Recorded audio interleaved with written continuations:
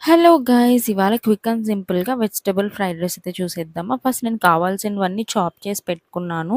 మీకు ఏ వెజిటబుల్స్ కావాలంటే అవి చేసుకోవచ్చు. ఫస్ట్ ఆయిల్ హీట్ అవ్వగానే నేను జీరా వేశాను అందులోకి. చాప్డ్ ఆనియన్స్, గార్లిక్, వెల్లుల్లి, తర్వాత పచ్చిమిర్చి కూడా వేసేసి కొంచెం ఫ్రై అయిపోయిన తర్వాత నేను ఆల్రెడీ కట్ చేసి పెట్టుకున్న వెజిటబుల్స్ అన్నీ వేసేసాను. నేనైతే కాలీఫ్లవర్, క్యారెట్, బీన్స్, బఠానీ అయితే తీసుకున్నాను. మీకు కావాలంటే క్యాప్సికమ్, క్యాబేజీలా ఏమైనా వేసుకోవచ్చు. అండ్ మెయిన్ థింగ్ నేనేమి సాసెస్ యూజ్ చేయకుండా చేస్తున్నాను ఈ వెజిటబుల్ ఫ్రైడ్ రైస్.